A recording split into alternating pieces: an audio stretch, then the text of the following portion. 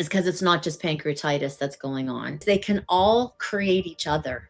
Pancreatitis in dogs is one of the most frustrating things to deal with because you change the diet, you follow the recommendations, and it still keeps coming back. If you're stuck in that cycle, feeling like you're doing everything right, but not seeing real progress, you are not alone.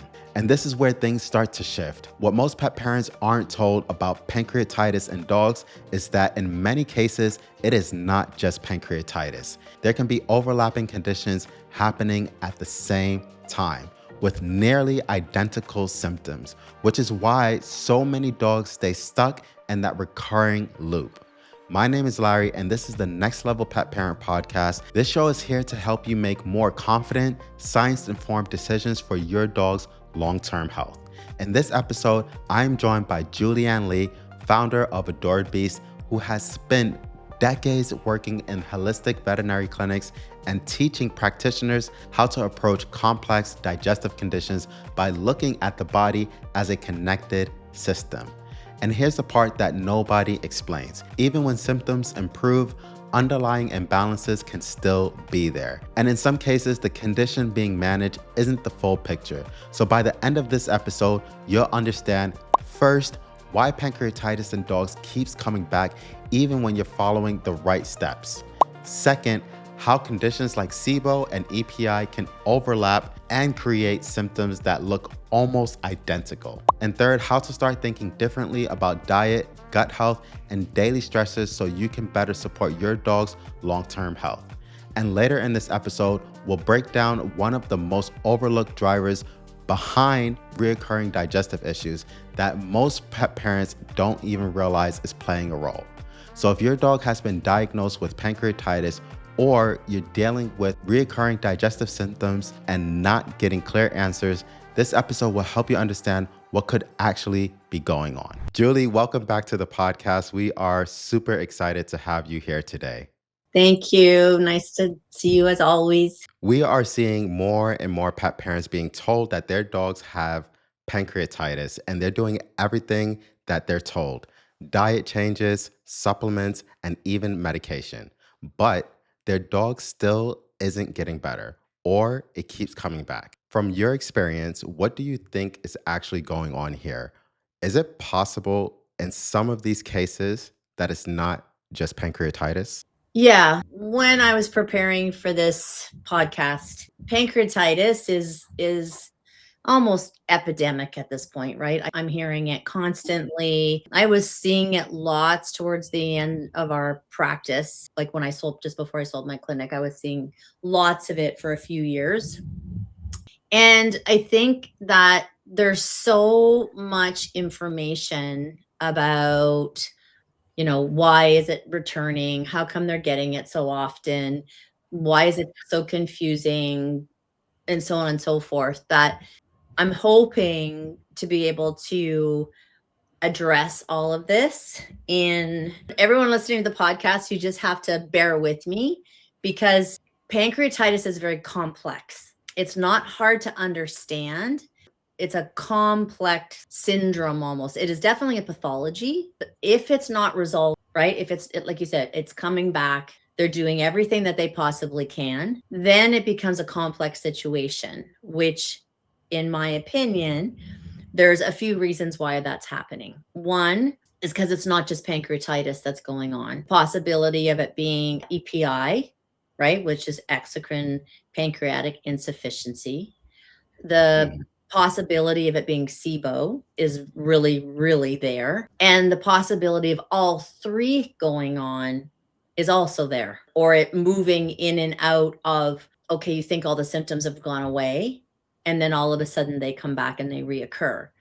In that case, another reason I think it's not resolving, or why this is happening when everybody's using what they're doing and feeding the right diets and using the right supplements and using the right medications, is something that no one really talks about, which is the cortisol-pancreas loop. That's really important to understand. The reason that I feel that that's happening is because there's not enough pain management going on. So pain and scarring.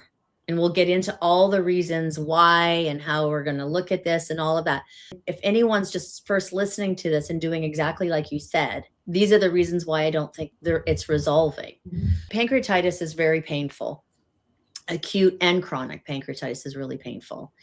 And that pain may look, the symptomatology might look like it's going away, but in fact, the animal is in chronic pain, even if it was, there's some residue pain. Let's use that as an example. When pain happens, it increases cortisol. The increase of cortisol can cause pancreatitis. Are we talking about like stress? Is this something We're going to talk about stress. This is pain, literally pain. So back in the day, back in the 90s, back in the early 2000s, vets were giving antibiotics for pancreatitis, right?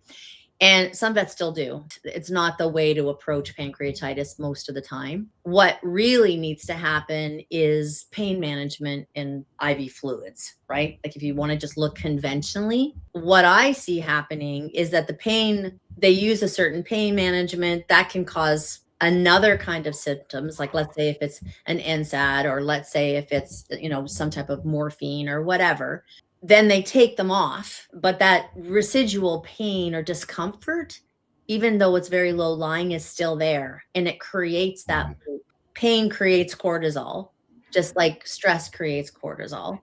It can continue to be brewing there, but it doesn't look like it's brewing. The animal looks fine then. So I see the reoccurring problem with sort of chronic, low grade pain. Just the second thing that I think happens when it continues to come back. And then the third thing is not digging into why the dog got it to begin with, or cat, right? That's where stress comes in for me. We're so conditioned to think that it's a high fat diet, not enough hydration, not the correct supplements, not this, not that, when in fact it can 100% be stress. Stress is one of the biggest reasons for pancreatitis. What does that even mean, right? So we can go down what that means to me later on. I'm really, really interested in this specific topic. And for our listeners and viewers, Julie and I, Charlie, and the Adored Beast team, we actually spoke for probably over 3 hours just talking about this topic, because there's so much to really understand. And when we opened our store over 5 years ago, we did receive quite a few cases of pets being diagnosed with pancreatitis and then constantly on this loop of the reoccurring symptoms of pancreatitis. And back then, we were not hearing about SIBO or EPI. So this conversation is so important for those that are actually looking for answers. And I'm excited to really dig into what are some of these root causes, where they might be coming from, and how to naturally address a lot of these concerns for pet parents to actually have closure and answers for whatever their animals might be dealing with. You've mentioned that one of the reasons pets may have reoccurring symptoms of pancreatitis is that it could actually be EPI or SIBO. In the most simplified way, can you explain what is pancreatitis, what is EPI, and what is SIBO? I'm going to try, and I was thinking about this yesterday. How do I describe this in a really simple way, rather than getting too physiological and too much pathology and all of that? And I went on to AI to be like, okay, simplify this for me. What I read was, some of it was good and some of it was like, oh my gosh, like, where are they getting this? And that concerns me, right? Because this is where the majority of pet parents are getting their information from now. They're going on and they're searching online, and it's great. It's great to have that at your fingertips. It truly is. But sometimes it can be a bit convoluted and a bit confusing, because Some of it's very old information that they're putting together. Some of it's brand new information. Some of it's inaccurate information. What I was going to do is, like, as far as pancreatitis, how I look at animals, and when in all my vet hospitals, how we treated animals was we didn't just look at pathology, but we looked at physiology. For me, physiology is much more important even than pathology, or equally as important as pathology. First of all, the pancreas is responsible for digesting things, right? Creates a digestive enzyme that digests food. It regulates the insulin and manages blood pressure. These digestive enzymes are supposed to stay in the pancreas, do their job, and then move it into the small intestine, right? You're following everybody? Okay.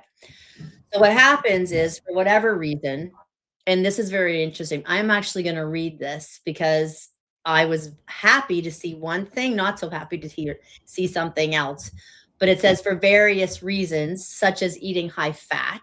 We know that that's ingrained in people, high fat, high fat. Mhm.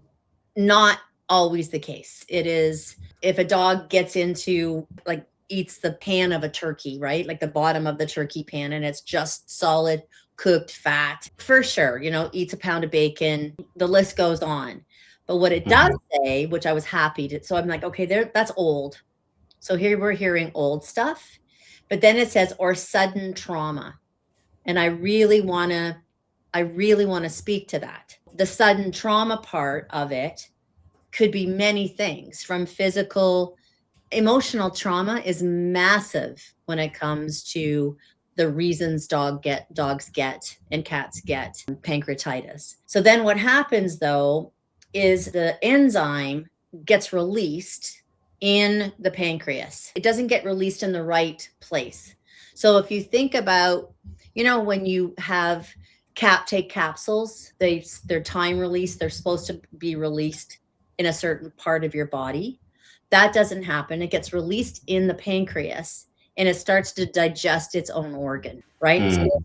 it digests its own organ. So you can just imagine, when I talk about pain, how painful that would be. Like, just even try to imagine your organ digesting itself. Hence the pain medication that I'm always talking about, or the pain element of pancreatitis. Then what happens is that the tissue and the inflammation is extreme. Acute and chronic pancreatitis can cause systemic inflammation throughout the body, seep through the pancreas, and start to destroy other organs in the body. So this isn't something that needs to be taken lightly. It's something that needs to be taken very seriously. But I just don't feel like all the pieces are put together when a dog does have, or a cat does have pancreatitis. What are all the elements that we have to look at? So Mhm.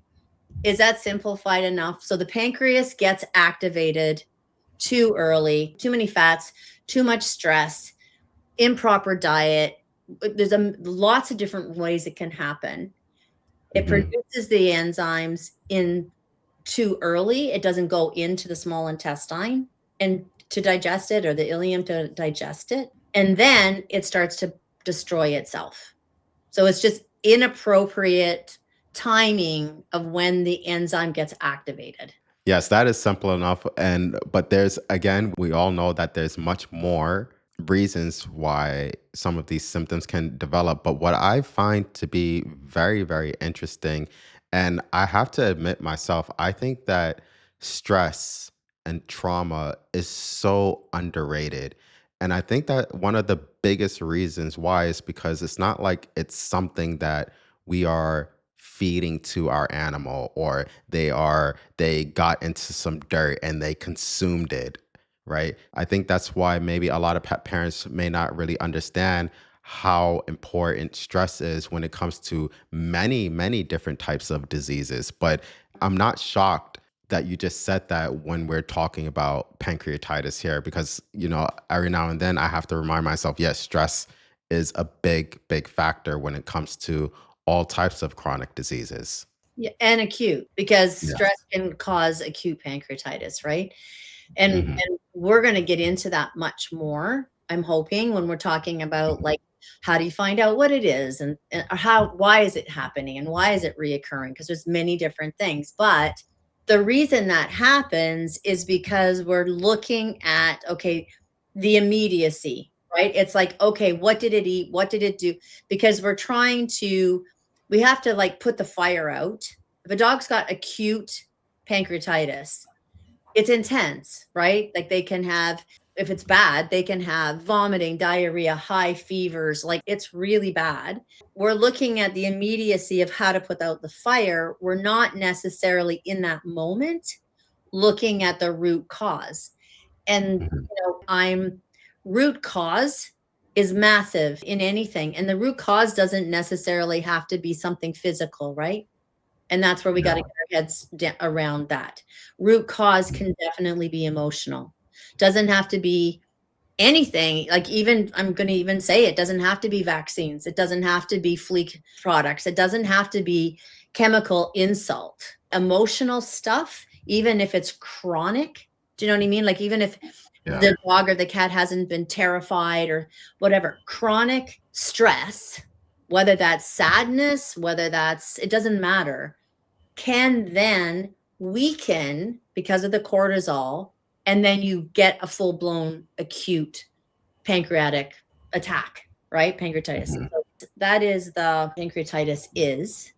And then we have acute, and then we have chronic, right? So acute is the beginning manifestations of you seeing your dog stretching and vomiting and having diarrhea and lethargic and doesn't want to eat.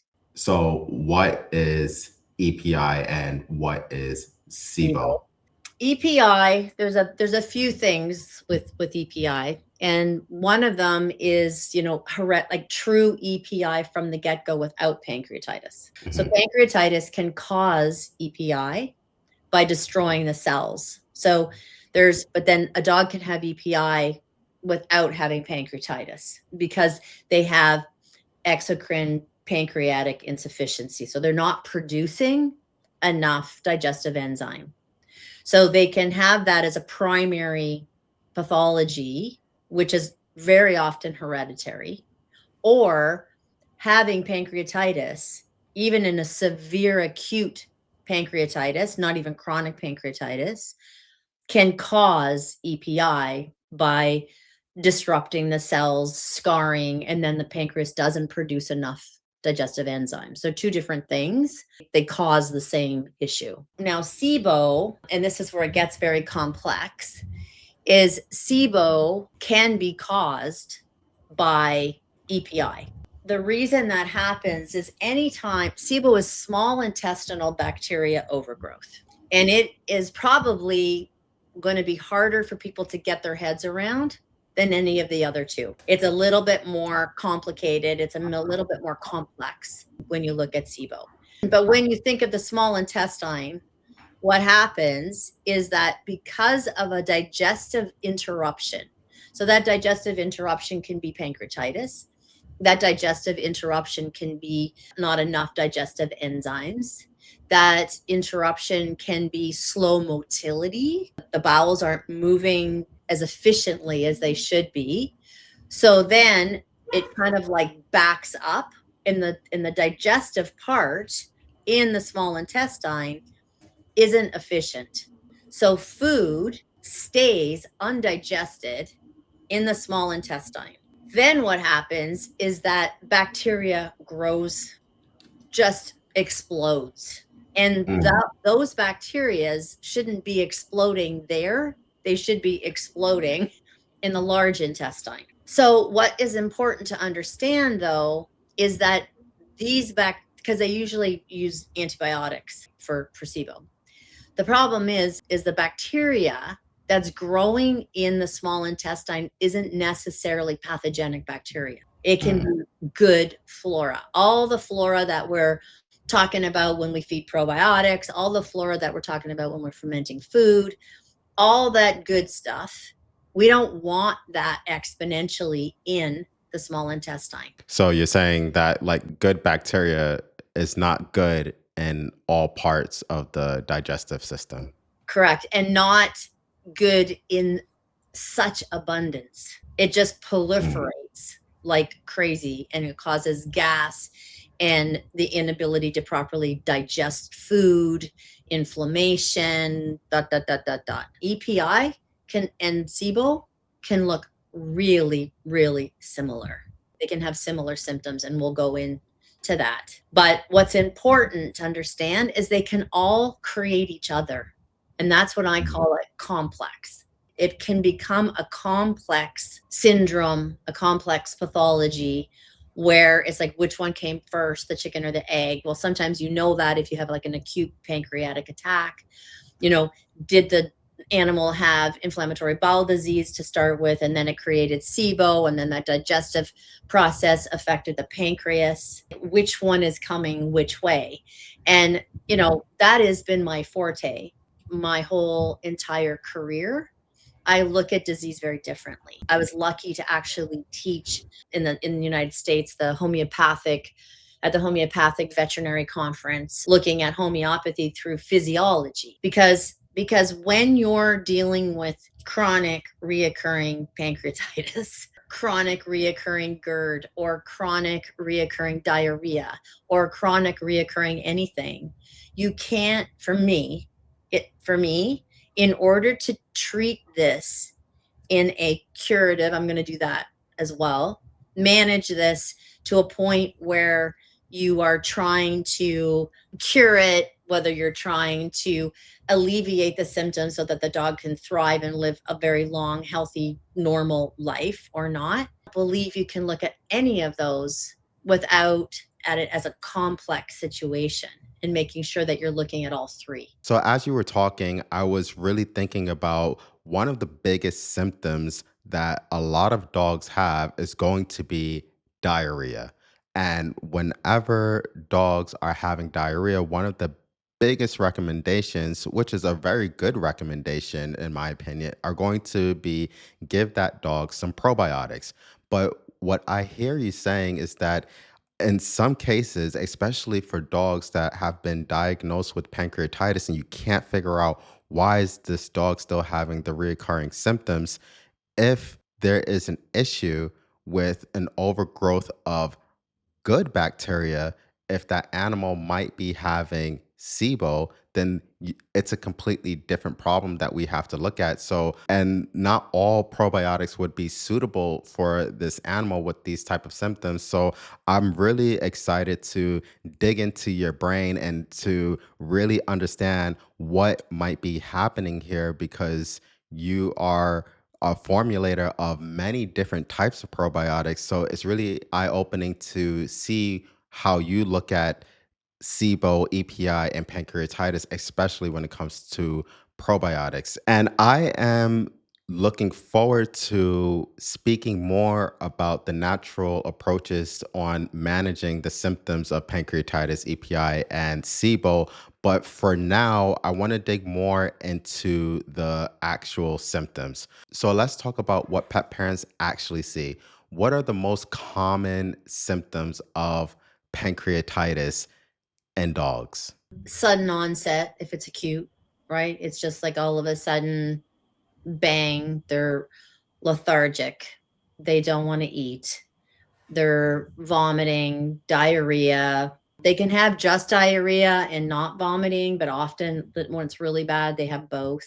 Sometimes they're really lethargic. Sometimes they're quite restless. You know, lots of stretching, lots of this stuff, lots of downward dog and stretching. Definitely discomfort, pain over their backs.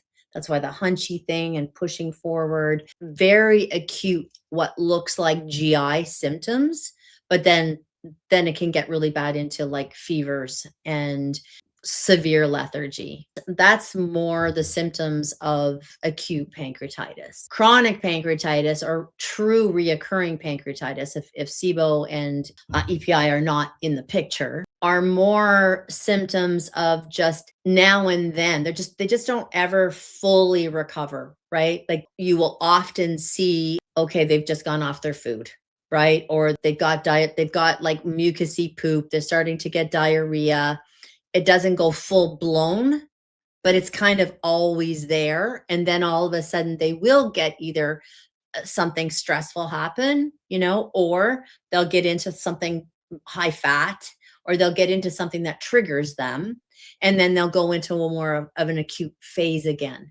But the chronic underlying disease was still there. And sometimes people notice it, sometimes they don't. Chronic pancreatitis is very different than acute as far as like symptomatology. With chronic pancreatitis, they can look like they're having acute episodes of chronic pancreatitis. And then EPI is mostly diarrhea because they don't like true EPI. They aren't producing enough digestive enzymes to break their food down. So they can be ravenous rather than inappetent. They're hungry because doesn't usually affect their energy unless they have it so bad that they're not absorbing any nutrition and they're malnourished. But they have diarrhea. The diarrhea is responsive to antibiotics. This is the part where SIBO and EPI can get very confused. Both of them, something called antibiotic responsive diarrhea. So ARD, it's called ARD, which is what you'll give antibiotics and they get better for a bit and then it comes back again. And they can both show malnutrition. So with SIBO, they have a lot of GERD, right? They have a lot of acid reflux often. They can be on and off inappetent. They get a lot of gas with SIBO, but the diarrhea part can look very similar to pancreatitis, chronic pancreatitis, and EPI, but a lot of the times to differentiate it is that pancreatitis isn't very responsive to antibiotics, whereas EPI is, and so is SIBO for very short periods of time. It gets better when they're on the antibiotics, and then you take the antibiotics off, take it off, and it comes back. So a question I want to ask is that can SIBO, pancreatitis, and EPI all exist at the same time? Is that possible? Yeah, it is. Which is when we talk about like how I approach that sort of triad situation, we can dig into that a little bit more. Well, we will talk about that a little more because it's very precise for me. It's very precise of just my experience in working with that, of how you really get down to looking at all three at the same time because they're treated very differently, right? Very differently. They can. So, I mean, they can have pancreatitis, right?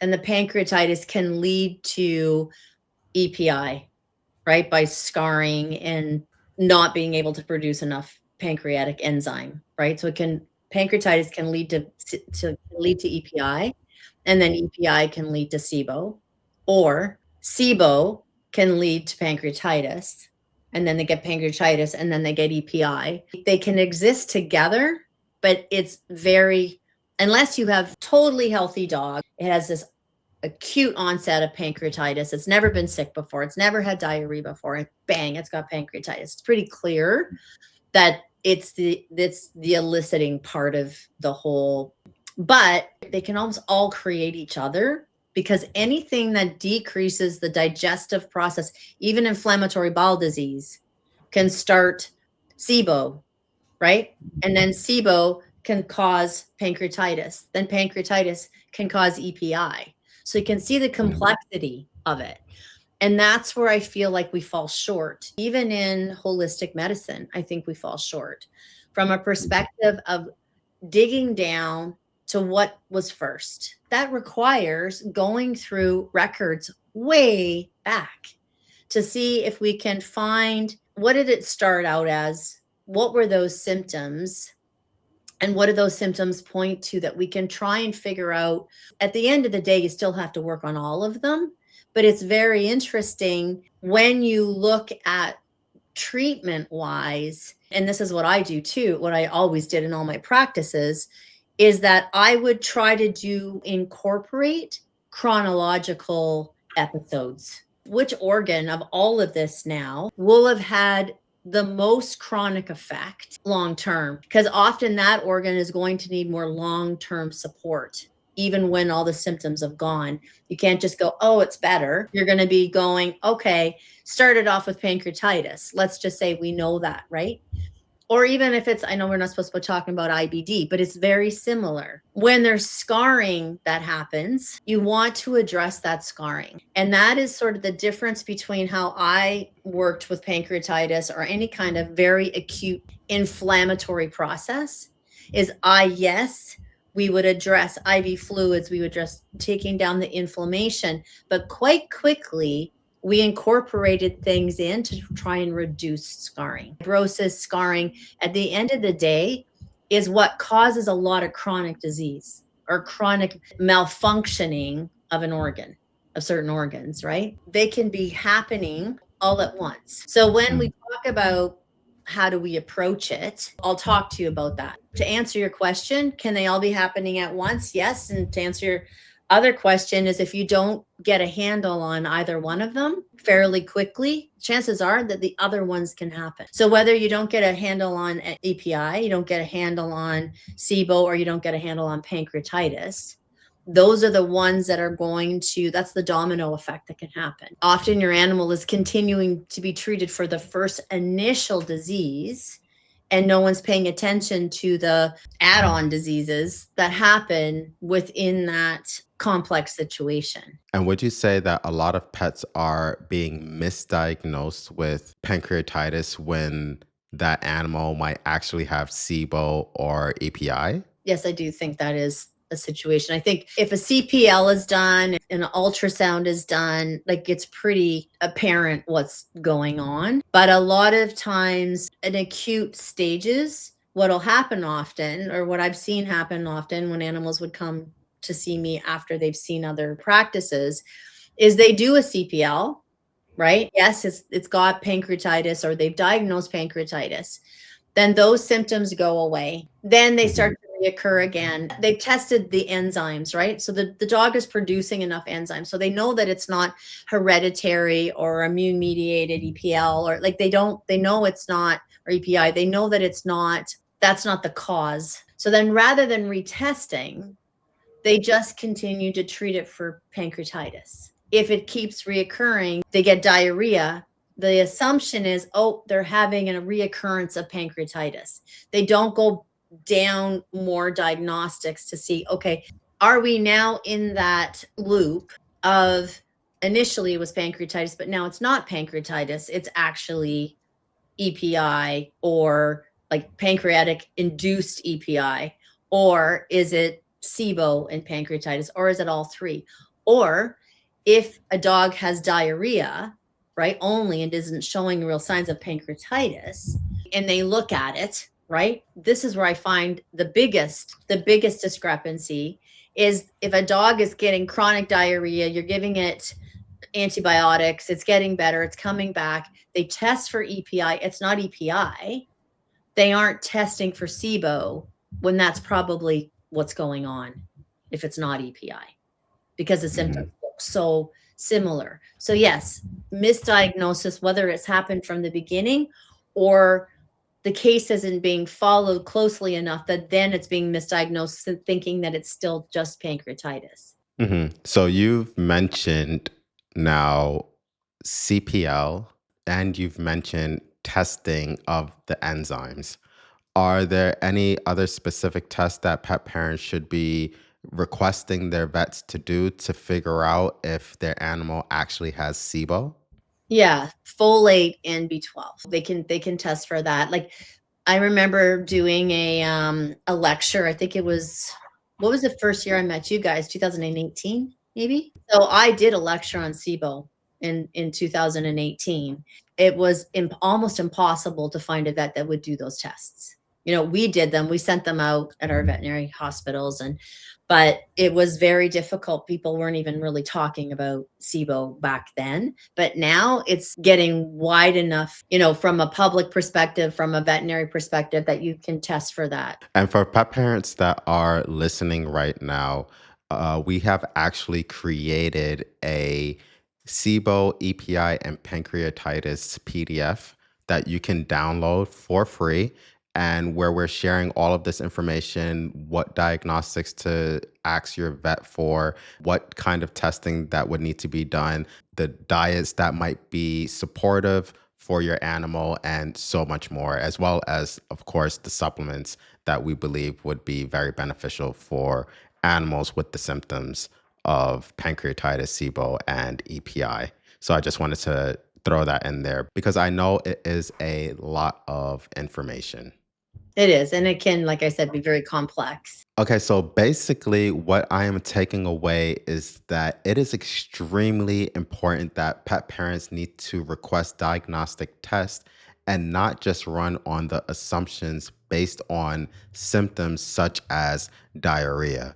So, what tests can be done to truly confirm whether or not a dog has pancreatitis? So, I mean, the main thing with pancreatitis is that, you're going to have other symptoms. So, a lot of, veterinarians will start the process by symptoms, right? Vomiting, diarrhea, lethargy, or restlessness, things like that, fevers. But often what they'll want to do first is they'll want to rule out anything else, right? Like an obstruction, poison, that sort of thing, and like an immediate thing that may require surgery right away. My favorite thing always is an ultrasound, but not all clinics have ultrasounds, right?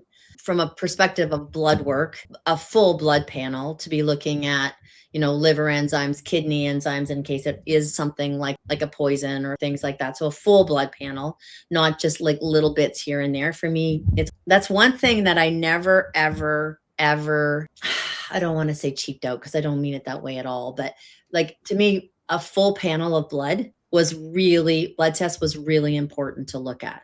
So doing a full blood panel and then adding on a CPL test it measures the specific lipase to the pancreas. An ultrasound would be my first course of action because you can also see, x-rays are great to show if they've ingested plastic or something, but an ultrasound, you're not going through, double sedation if they don't have both at the same time, that kind of stuff. So limit the amount of anesthetics or limit the amount of sedation and things like that that you're going to do and just go straight. My preference is to go straight to an ultrasound. Sometimes they don't have that, so you have to do x-rays. That would be the main thing for pancreatitis. And I just want to clarify when you say ultrasound, that is ultrasound of the pancreas itself. Well, an Or, abdominal ultrasound. So the abdominal okay. ultrasound would show, is it inflamed? It'll show what's going on. Does it have a twist in its gut? Does it have a tumor? Is it eaten something? X-rays will show a certain amount of that, but it won't. If you're really thinking pancreatitis, it's better to go straight, in my opinion, straight for an ultrasound if you can, because things like CTs and stuff are even harder to get immediately in an emergency situation. So those would be the main ones that we would do. We had an ultrasound and stuff at our practices. We didn't have a CT. We would have to refer out for a CT. That would be what we would be doing. And if we didn't see on an ultrasound, we kind of did it the opposite of what a lot of places do. If we didn't see on an ultrasound something that really guided us to pancreatitis and stuff wasn't showing up on x-rays, then we would go and do an x-ray to try and see more clearly if there was something else in there that doesn't show up quite as well on an ultrasound. And then how about EPI? What tests can be done to truly confirm EPI? For EPI, the main thing is something called a CTLI in combination with a B12 and folate. They're similar tests to SIBO, but I'll elaborate more on that when we talk about SIBO. But EPI, those are the main ones that you can look for, along with very symptomatic stuff like weight loss without the lethargy and stuff, right? So a lot of times symptomatology guides you to that as well. So they're not vomiting, they don't have, inappetence. Usually they're hungrier. What the big one is the CTLI and again folate and B12. And then how about for SIBO? I know this might be a little bit different, or maybe it's not. I have no idea. What tests can be done to truly confirm if a dog actually has SIBO? Like I said, it's similar. The serum folate and B12 is for SIBO. And if the folate is high, that means the bacteria produces folate. So that's telling the veterinarian that there's more bacteria, but then B12 is low because that bacteria consumes B12. So Mm. that would be the difference of whether it's high or whether it's low. A lot of clinics do an antibiotic trial, which whatever, that's what we were talking about, antibiotic responsive diarrhea or ARD. So they'll do that. They'll give antibiotics, and then if it gets better, that's another leading indication. Kind of what the gold standard is a duodenal juice culture, but it's really invasive, right? Like it's quite invasive. I would be doing different things. This is where it can cross over because the TLI, which is what you do for EPI, a lot of vets will do that, will do all of them so that you're ruling out both of them at the same time because they symptomatically can look so similar. And then one is really non-invasive, and that's the breath hydrogen test, where it measures hydrogen and methane levels in their breath, and that can help to rule it out as well. All right, so let's talk about what pet parents can actually do now. We have a lot of understanding on pancreatitis, EPI, and SIBO itself. What can pet parents do now to actually help their animals? Where should they start? Well, I mean, I think that brings us right back to the very beginning of the question, was that people are already doing stuff and it's not working. The big thing would be, what are you dealing with? Is it SIBO? Is it pancreatitis, chronic pancreatitis, or acute pancreatitis? Is it EPI? Is it all three? What are we actually working with here? Because they're all very different in the approach that you take. And you mentioned something about diarrhea and how, rightfully so, thank goodness we're in a place now where we're looking at diarrhea and using probiotics and supportive things for the microbiome of the gut. When it comes to pancreatitis, definitely we're going to, and we'll dig into the diet a little bit more, but you're going to be looking at diet. You're going to be looking at lifestyle. You're going to be looking, which equals stress levels. You're going to be looking at probiotics, supplements, homeopathics. So those are the things that you're going to be looking at, like supportive pain care, all of that, right? So that's a very strong, focused, easy to understand what to do with pancreatitis. But when you start looking into then, or if it's just EPI, right? You're going to be looking at diet. You're going to be looking at, adding really high quality digestive enzymes because they've had diarrhea. And often with EPI, they've had courses of antibiotics. So you're going to be looking at, re-inoculating that ecosystem of their gut. You're going to be looking at that. But then when you hit SIBO, we're in a totally different territory, because the diet for SIBO and the diet for EPI and the diet for pancreatitis is very different. What probiotics and what prebiotics you want to give for SIBO, also incredibly different. So let's talk about diet first, because I feel like this is a great place to start. What would be the best diet, in your opinion, for a dog that has been diagnosed with pancreatitis or EPI? So I would say, obviously, is a fresh diet. Sometimes with EPI and chronic pancreatitis, because don't forget, in both of those cases, the pancreas isn't working to its ability, its best ability. So not only when it comes to like raw food diets, I love raw food diets. It's my go-to always.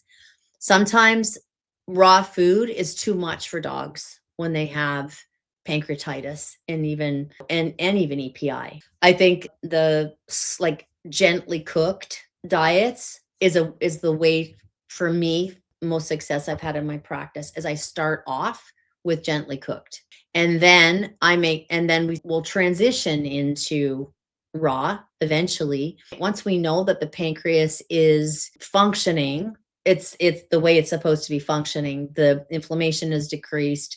We're not putting added stress on them.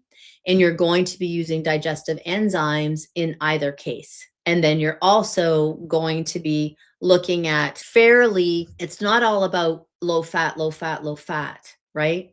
It's about how does the pancreas work from a perspective of homeostasis. So for me, it's more hydration, hydration, hydration, with slow cooked, lots of hydration, lots of bone broth, lots of trying to just give the animal the best bioavailable nutrition possible with the most antioxidants, the easiest way for them to digest. This is in initial states, right? And then you slowly move into adding raw to it or cooking it a little bit less, a little bit less, a little bit less until you've transitioned into raw. I'm always like the turtle wins the race. I've been like that at my vet hospitals forever, because not only does slow win the race, but keeping a record, like slow, gently cooked, and your dogs are doing well with added your digestive enzymes, and you've added your probiotics, and you've added your homeopathic remedies, and whatever you're going to do, your liver support, you are going to now be like, okay, so they're doing well. So for the next week, we're not talking one day. For the next week, I'm going to cook this food X amount less. You do it for a week. If their stools stay normal, their energy level and their appetite stays well, if it's pancreatitis and their energy's normal and their poops are, good, then the next week you go to cooking it less again. Because if you trigger it when it's still not fully on its way to healing, you just keep taking steps back. It's much better to go slow, very slow to start. And then your success rate of maintaining that journey to healing is much, in my opinion, and what I've seen in my clinic, much more realistic. Oh, it's got to go on raw. We got to stick it up. We got to put it on back on raw, so just slow wins the race, and making sure that the supplements that you're using, the probiotics that you're using, are actually in fact working. And you can't do that as an all in, give it everything all at once, do the whole 9 yards all at once. You're not going to know what's triggering it and what's not triggering it, what your animal's adapting to, what it's not adapting to. So doing things slowly and very consciously, having a journal, massively important. That was a lot of great information, especially for, pet parents whose animals might be having pancreatitis. I just think about, we've helped quite a number of pet parents whose animals have been diagnosed with pancreatitis. And just as what you mentioned, a lot of the times they were not able to actually feed a raw food diet. A helpful tip for pet parents because we actually have had pet parents whose animals were on raw, and then they were diagnosed with pancreatitis, and then they didn't know what to do after that. So a tip would be flash frying. So you just put it in the pan for a few seconds, and maybe that can also be helpful to these animals. And I think I just want to interject with the flash frying thing, is that when the difference between flash frying and slow cooking, though, is that you have to be very precise what flash frying means in order to not produce histamine in the food. Mostly when you're reheating stuff or recooking stuff, that histamine gets elevated in food. But it's when something is slowly cooked, we're not talking high heat, right? So that you're not changing the fat, you're not changing really the molecular structure of the fat and stuff. You're doing it in a slow way, so that it is cooked a little bit. It's not, the flash frying does help, but it really does have to be flash fried. Well, thank you for adding that, because I know a lot of people are doing this. Yeah. All And right, you can get, with paper towels, right? Like, yeah. you flash fry it, you take it on the heat and you put it on paper towels. I'm not saying that fat is what causes it. I'm saying that when you have acute pancreatitis, you want to take all the steps that you possibly can that aren't exponentially difficult. Rolling out some paper towels, putting the food on, and patting food with a paper towel will take off excess fat. How about if an animal has been diagnosed with SIBO? Does the diet differ? Like what kind of diet should we be looking at there? Very different, because my success with pancreatitis has been to feed a lot of fiber, a lot of vegetables, higher vegetables than meat initially. And sometimes with chronic pancreatitis in supportive ways is feeding cooked, okay, that's important, vegetables with it, because when you cook it, you're automatically breaking down, like if you steam them, right, and mash them, you're breaking down the lectins and the digestive fiber that you need to, in order for the pancreas not to have to work really hard initially. So my diets were always less meat, more fiber, more vegetable fiber, and that worked for me in my clinic. It seemed to work really well and slow cooked. When you look at SIBO, you want the opposite.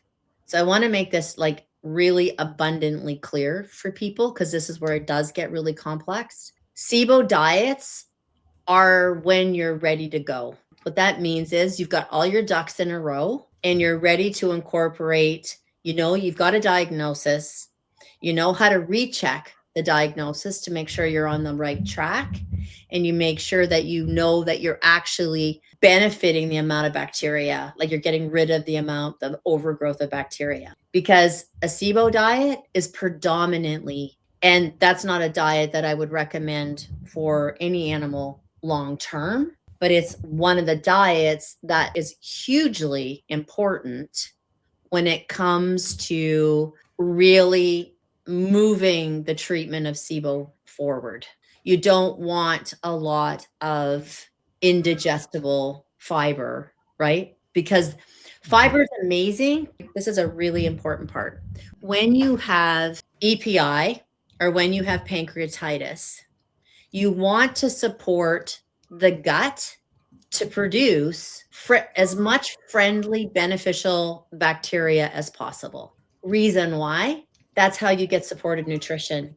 That's how they get their antioxidants, by beneficial bacteria doing its part in creating the postbiotic effect, short chain fatty acids, everything that the body needs to thrive.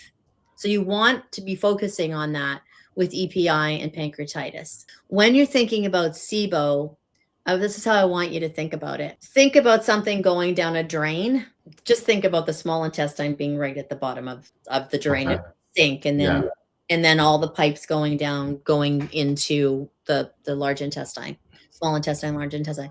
If you've got a blockage of guck, you don't Mhm. want to add to that blockage of guck.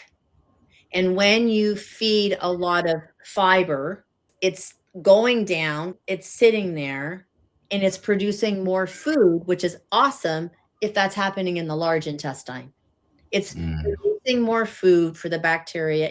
It's creating the fiber is creating prebiotics. Anything that you're going to put into that animal that has SIBO, you want to try to make sure that it's not acting like a prebiotic. That's why you don't want to have prebiotics in typical prebiotics in your probiotics. You don't want to feed and flourish that friendly bacteria, even more so in the small intestine. So Mm. when you're feeding a diet that's predominantly meat, that can digest quickly and not be indigestible fiber that bacteria thrives on, the diet is very different, but it's short-lived, right? It's short-lived as a method of starving that bacteria to get rid of that bacteria. It's very important to understand that. So you're going to be feeding high meat. And sometimes I had patients at my practice, all they got was meat, literally, and phytoplankton for a good 3 weeks. We would retest them to see if we were achieving what we wanted to achieve. So we're not going, oh, that's what you're going to be on for the next 6 months. This is a very short term diet that you work with your veterinarian and do the testing to see if you're on the right track. as you're doing it. Mhm. Because SIBO is really hard to treat if you don't understand it properly. And most Okay. veterinarians are going to say you can't treat it without the use of antibiotics. I'm not saying yay, nay. I'm saying you're going to use antibiotics. It might, if you're not doing the right diet and you're not using the right pre and probiotic or the right, you're going to get in that loop, right? And then it's going to destroy the large intestinal bacteria overgrowth. And then your immune system is going to go down the digest.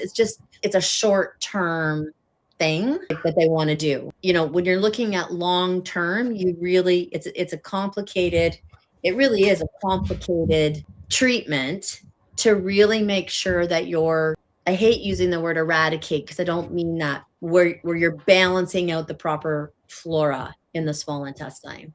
Because Mhm. when you're dealing with SIBO, a big problem is malnourishment as well, just similar Mhm. to EPI, right? So you want to make sure that whatever you're feeding them, that's why I love phytoplankton so much, because it doesn't even have to be digested. The molecular structure is so small that those amino acids and minerals superoxide dismutase and all that can be absorbed in the mucous membranes. Doesn't even have to be digested. It's more complicated, but definitely doable. Like you said, you're going to be putting a PDF together, and we can even dig into it more for the PDF so that people Mhm. aren't going, okay, well, what exactly does that mean?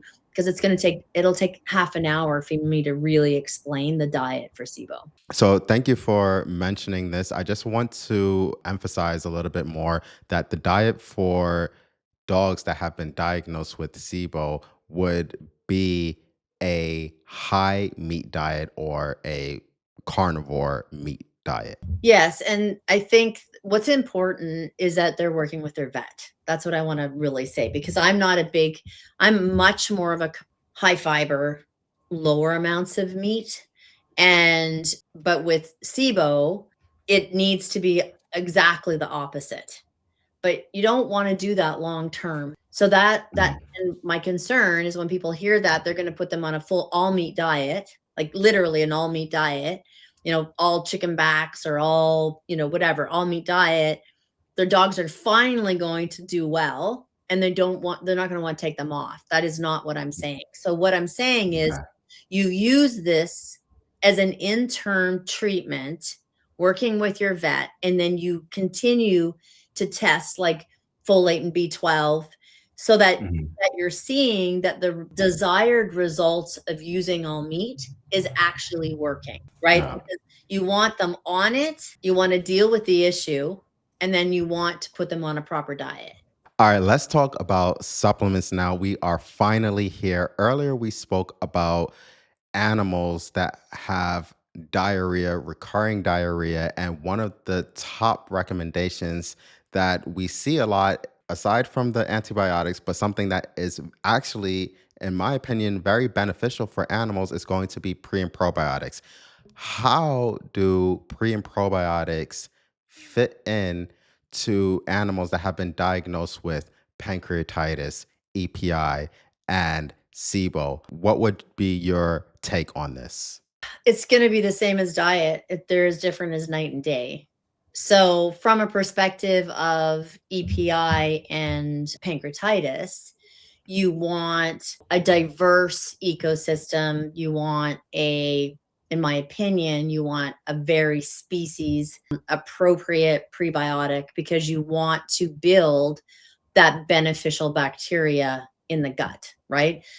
Dogs with EPI have probably been on numerous antibiotics. Dogs with pancreatitis have probably been put on and like pain meds. Everything affects the microorganisms of every treatment conventionally from a drug perspective will affect the gut microbiome. Diarrhea alone affects the gut microbiome. When we're thinking about pre and probiotics, API, and pancreatitis, we want to diversify the gut, right? And for me, the same way, when I spoke about initially the diet and making sure that you're clear about using certain things and adding slow wins the race kind of deal. Mhm. This is a part of my concern about holistic medicine is that we're becoming a little bit in supplementations and pre and probiotics. I've been doing this for, 30 years, but really focusing on the gut microbiome for 25 of those years. And the more we get, which is wonderful, wonderful. I mean, there was even a, Purina, everybody cringes, but, I read the other day about, that they have a statement of with dog diarrhea to be using probiotics instead of antibiotics. So someone like Purina is saying that we know where we're going in this world with gut microbiome and pro and prebiotics. I'm scared we're sliding down that slope of the one thing fits all, like, or just throw the kitchen sink and, everything makes sense. So let's just put it all together and feed it at once.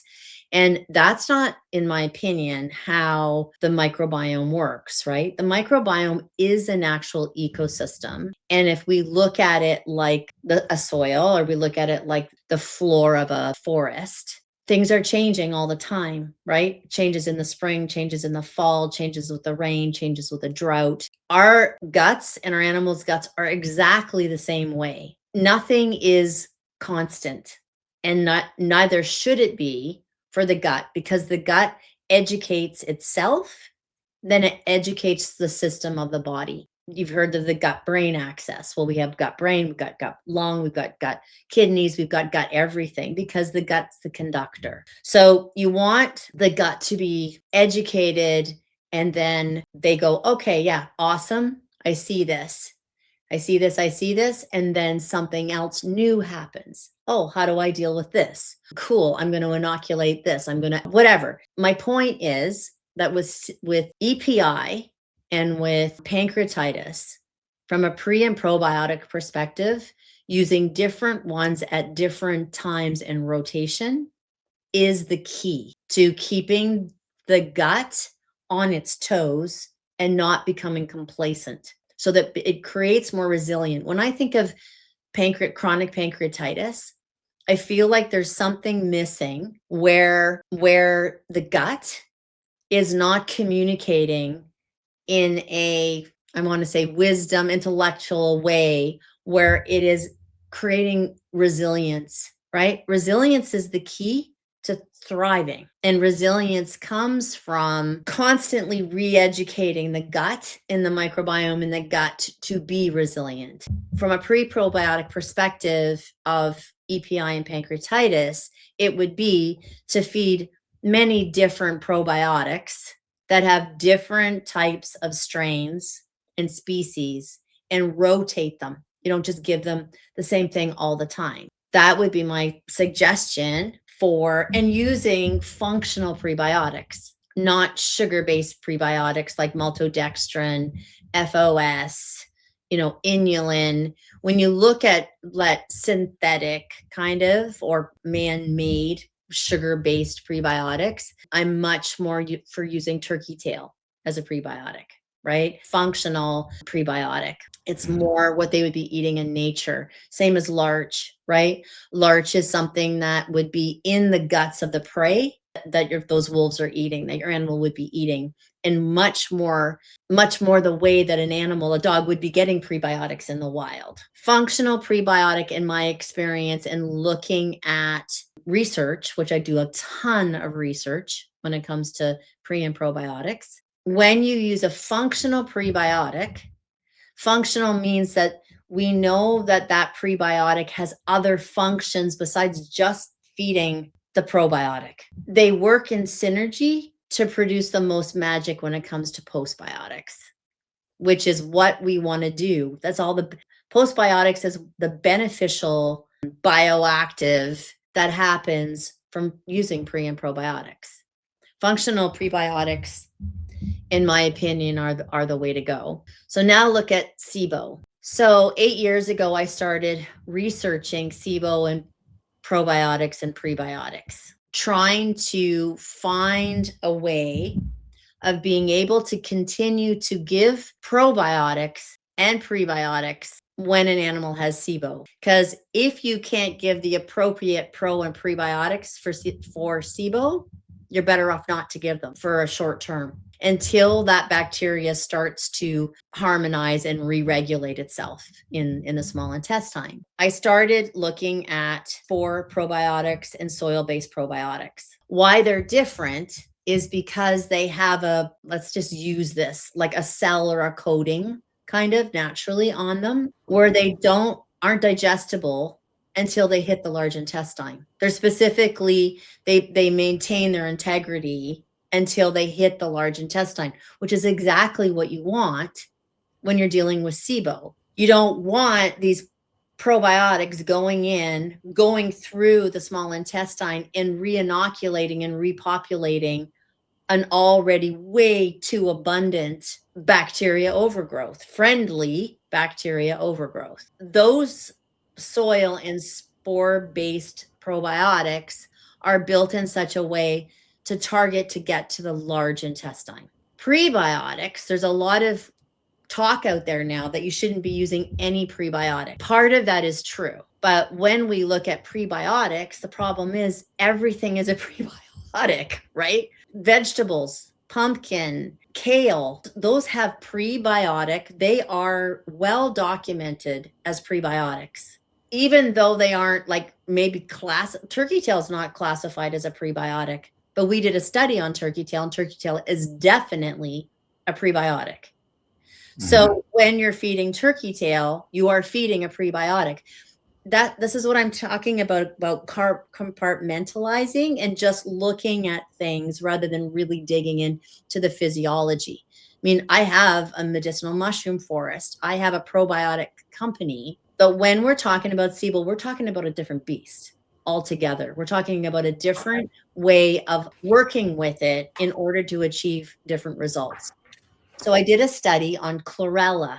Chlorella, there's two ways of looking at chlorella. Chlorella is either open-celled or closed-celled. If you want to use chlorella this is so important to understand, when you're using chlorella as a prebiotic, you want to have a closed cell, which is really hard to find even in chlorella. So I took a closed cell chlorella with the intention that I didn't want it to open in the small intestine. I didn't want it to be open and be used as a prebiotic in the small intestine.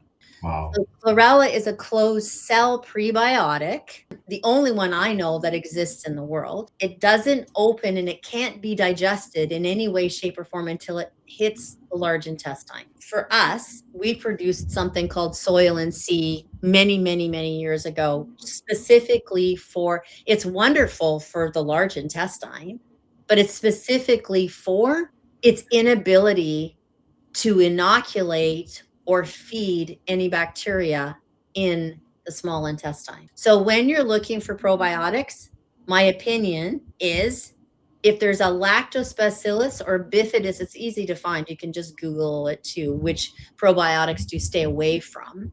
So any strains that have lactobacillus and bifidobacterium in it, you need to stay away from. And we have that in every single one of us, right? So our wolf strain has lactobacillus and bifidus in it. Our canine strains have bifidus and lactobacillus. Our 14 strains they all have it because they're very, very good probiotics. They aren't when you have SIBO. So SIBO, you want to be very specific that you're not giving lactobacillus and bifidus bacteria. And you're not using your typical prebiotics, which include anything, like I said, right? Anything that has something that's going to feed the bacteria. Okay, so we spoke about diets, we spoke about pre and probiotics. I want to dig a little bit more into additional beneficial supplements that can be supportive of animals with pancreatitis, SIBO, and EPI. What are your thoughts about adding additional beneficial supplements and approaches to animals with pancreatitis, SIBO, or EPI? I'm going to say the top ones for me that get missed a lot, whether you're conventional or holistic, is that pain management part. Remember we talked about before how when we're feeling like there's no issues, there could be a subtle pain perspective of it, which then increases cortisol, which causes the chronic cortisol-pancreas loop. Pain management, long-term pain management or longer-term pain management for me would be homeopathy, CBD oil, like the regular use of arnica. Let's just use a really super simple one. The regular longer term use of arnica, CBD oil, red light therapy. You can buy beds with red light therapy. So getting down to that chronic inflammation and pain situation that you may not be seeing at all anymore.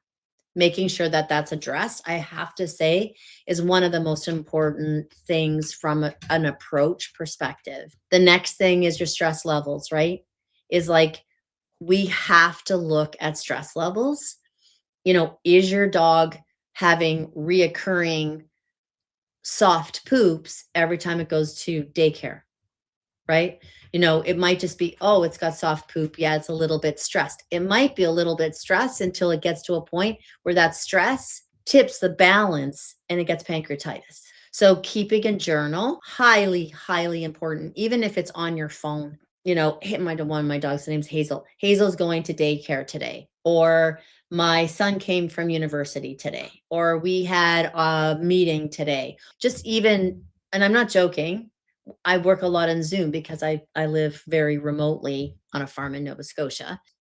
Sometimes I get really passionate. I can get very heated on Zoom meetings. Hazel completely picks up on that.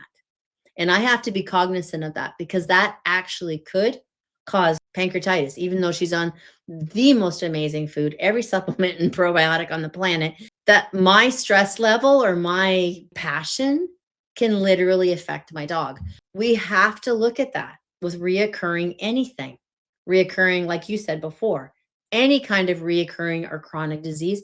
We have to look at that. And the best way for me is to do it to have a journal of what's going on food wise, emotional wise, changes in your house, everything. The next thing is scarring, right? We talk about scarring. We need to address scarring. We have a product called in our leaky gut protocol called Gut Seal. In Gut Seal is created to decrease scarring,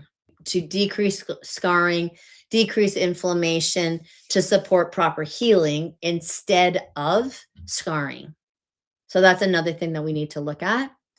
Then if we start looking into supplementation, liver, not just milk thistle though. So I know I'm talking a little bit about products and I try not to do that on the podcast, but I think it's the number one reason why liver tonic is one of our biggest sellers. Well, not biggest. It's a very popular one. It's because I've always said it's not just for the liver. It's for the liver, pancreas, kidneys, and gallbladder. Those organs, whether you've got SIBO, EPI, or pancreatitis, have to be looked at because they support each other and often start to tank because they're working overtime. Or like we talked about with pancreatitis, if it gets really bad, it seeps into the bloodstream and affects other organs. Why do we want to wait till other organs could potentially get harmed if we can support those organs through, something like liver tonic that creates that synergistic support for all of those organs at one time? So looking at gallbladder, pancreas, liver, kidneys, any of the detoxifying organs or the organs that are supportive for digestion. That's kind of the supportive approach. Now, as far as supplements go, oxidative stress. You really want to be focused on oxidative stress. Oxidative stress causes inflammation. It's that loop, right? We got to look at the physiological loops that these are all making and try to get ahead of it, not behind it. Because if we're behind it, we're always chasing it. Things like phytoplankton with huge amounts of superoxide dismutase. Just a question, when you're talking about oxidative stress, are we talking about addressing oxidative stress through specifically antioxidants, which is why you mentioned phytoplankton, and SODs, which is an antioxidant, right? Okay. And trying to, some of these things, for people that don't have, masses amounts of money to be able to do everything, oxidative stress can happen through floor cleaners, Like you've got lots of podcasts. We've talked lots about, environmental toxins. So reduce it even in your house. Like don't use Febreze, don't use toxic floor cleaners. They all contribute to something called, I call, an accumulative effect that finally breaks the straw. So if you're trying to heal something, especially a chronic disease or especially something like EPI, SIBO, and pancreatitis, you want to help the body by removing everything you can that doesn't cost anything, that will contribute to the slower healing of that particular pathology. When it comes to SIBO, though, like this kind oxidative stress, antioxidants, supporting the liver, all of that stuff is across the board, right? With those three pathologies. The only difference is when it, like we were talking about, is really what is diet. So when it comes to supplements, anything that can support not having oxidative stress, anything that can support minerals, right? Minerals are really important because dehydration and malnutrition is the cross the board with those three things. And when you have dehydration, get mineral imbalance. So you want to make sure that your animals are getting enough minerals. Things like medicinal mushrooms. Medicinal mushrooms are great, but they're not great when we're talking about SIBO, because almost every medicinal mushroom has the ability to be a prebiotic. So, and we're talking short-term conscious decisions being made when we're talking about SIBO that are different. Pain relief, oxidative stress, nutrition, things that are easy to give nutrition when they're not feeling well, which is I always go back to phytoplankton. It's so easy to give. And we know that they're going to digest it no matter what's going on in their digestive system to give nutrition. Decreasing stress, decreasing pain, and decreasing inflammation and scarring. Earlier, you mentioned that there are animals that are doing all of these things. And our store has been open for a number of years now. And one of the things that we see is a high spike in numbers of pancreatitis around the summertime. And I believe it's because we see a lot of animals doing everything right. They're feeding the right foods, they're feeding the right supplements, they are like giving these animals a really healthy lifestyle. But what we see are raw fed dogs still being diagnosed with pancreatitis. And we usually see a spike of this around the summertime when people are putting their animals into doggy daycares. But one of the requirements of doggy daycares are vaccinations and chemical-based flea and tick treatments. And then we see this spike in pancreatitis. And I think it's always hard to say a vaccine has done this. From your experience working in all of your veterinary hospitals, what would be your opinion on this? It's a really good question. It's a really good question because when you're talking about summertime, I think about a lot of exactly what you said. People are out and about. They often don't take their dogs, or they do take their dogs and their dogs get overheated on the beach. They're couch potatoes for a while, and then all of a sudden they're on their bicycle biking 20 kilometers. We don't often look at, again, slow introduction, right? Like it's like your dog's not stretching and stuff before it gets on a bike. It's been sitting in the house or not doing as much, right? And then all of a sudden it's doing a lot, or like you're not spending as much time out in the hot beach. You've got sunscreen on, you're down in the water, you're Gatorading, whatever. We often don't make that correlation. That's one thing, hydration, heat, overheating, too much exercise when they're not used to it. All that creates stress on the body. Then when we look at vaccinations and we look at going into daycares and things like that. So why are they being vaccinated potentially being vaccinated in the wintertime and it not affecting it like they're vaccinated in the summertime? I think vaccines in general stress the body out. It's that simple. Everybody. I don't think that there's one single vaccine in the world that doesn't. I'm not saying don't ever vaccinate. I'm not completely anti-vax or anything like that. But anyone that says it doesn't put stress on the body, it's how vaccines work. It's their intention to put stress on the body. So if that pancreas is already in a state where it is tipping, right? We talked about what makes it tip.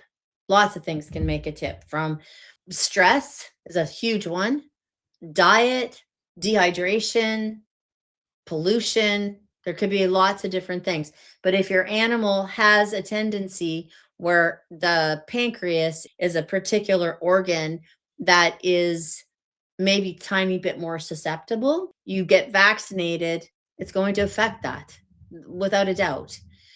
You get vaccinated, then you go into boarding, or then you go into daycare. It's a double whammy. Then you get vaccinated, a chemical toxin put on your body, and you go for boarding, and you go into a stress induced environment like a daycare or a boarding facility. It's like an atomic bomb. So do I feel like there's a correlation? 100%.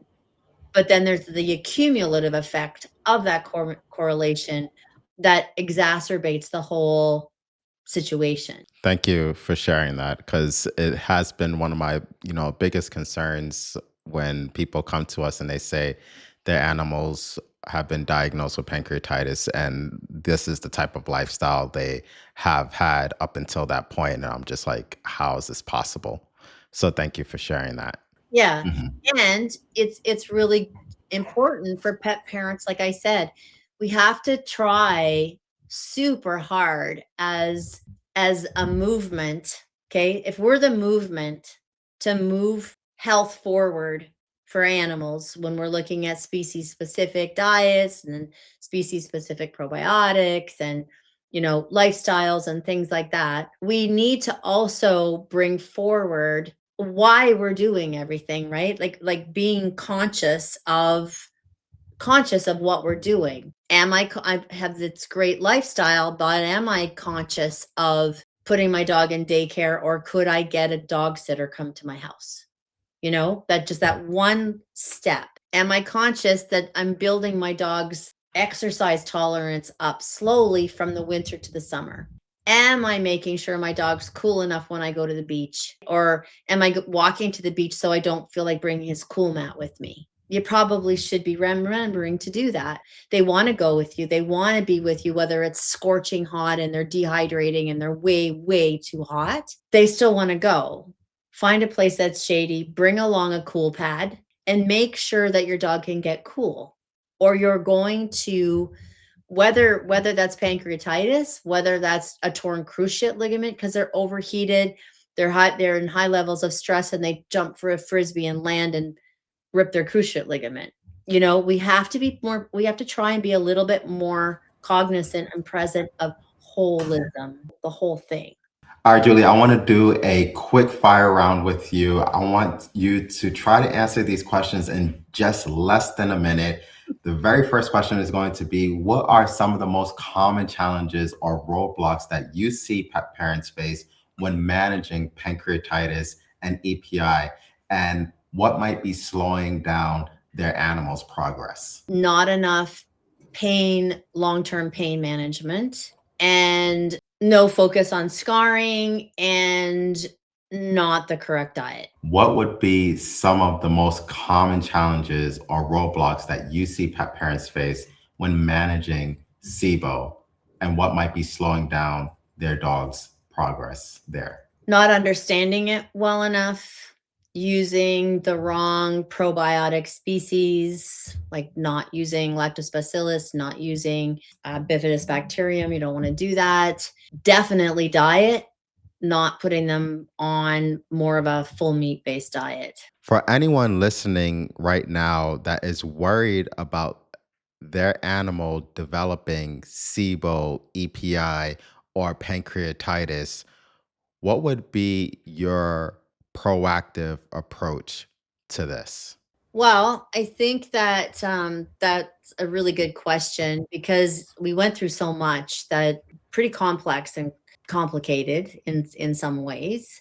unless you've actually had a diagnosis. I would say it's the same kind of approach that even when a dog gets pancreatitis, right? If a dog would come to see me that has a history of pancreatitis, or a dog would come to see me that had pancreatitis, I would immediately start them on a proactive approach. Well, if we know that it doesn't have EPI, hereditary EPI, or EPI is not. If something has EPI, the biggest approach is you've got to get proper digestive enzymes into them. If it's an EPI situation that's been going on for a long period of time, they come to see me, or a dog that's had pancreatitis, even if it's resolved, I would do the same proactive approach as any pet parent that is concerned that those things would raise their ugly heads.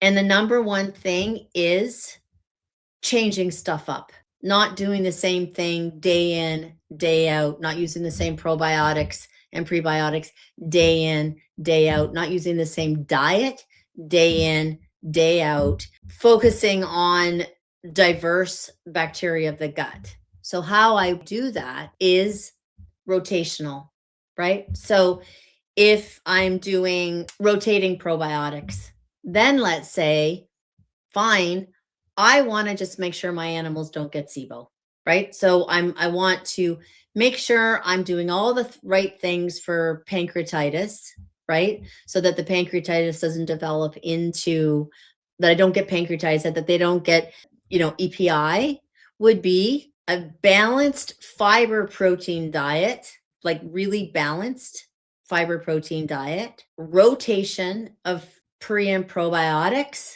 right? So you use one, you finish it. We've done it so that it's super easy to do. So when you're asking about, this is a long way of going around this, but if you're asking about how to try as best possible to prevent these diseases, you can't prevent hereditary EPI, right? If they've got it, it's digestive enzymes, proper pre and probiotics in rotation, and proper diet, and all the other things that make an animal healthy.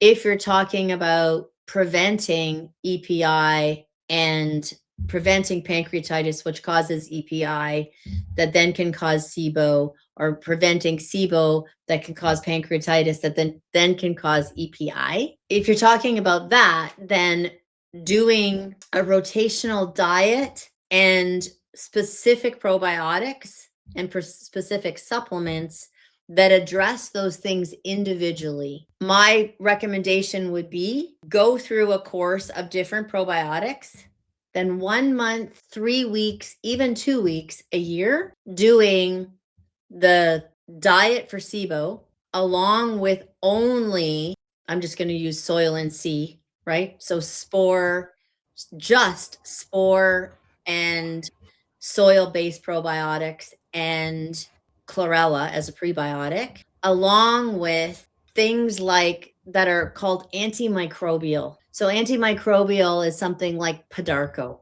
Podarco is considered an antimicrobial, or doing antimicrobial herbs that are specific for dogs. And just do that for like a 2-week cleanse.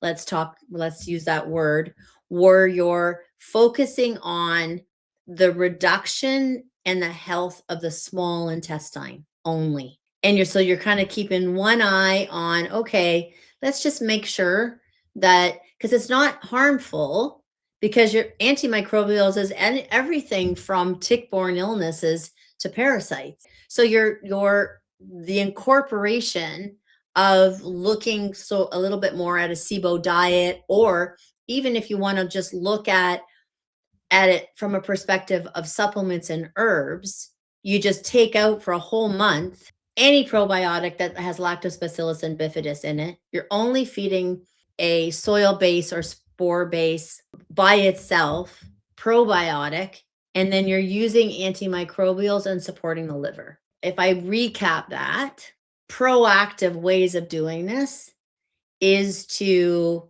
do diets rich in fiber so that you're building up that microflora in the large intestine, along with rotating pre and probiotics in order to keep the gut on its toes. Then 1 month a year, you're going to focus on the small intestine. And in that month, you're going to use a very specific pre and probiotic, and you're going to look at microbial herbs and really supporting the liver, pancreas, gallbladder, kidneys, so that you're trying to always maintain that integrity of the small intestine. We talk a lot about the large intestine, and we have for a long time in the probiotic industry. Now it's time to really be looking and paying attention with diet and supplements and probiotics, proper probiotics, to specifically just address the small intestine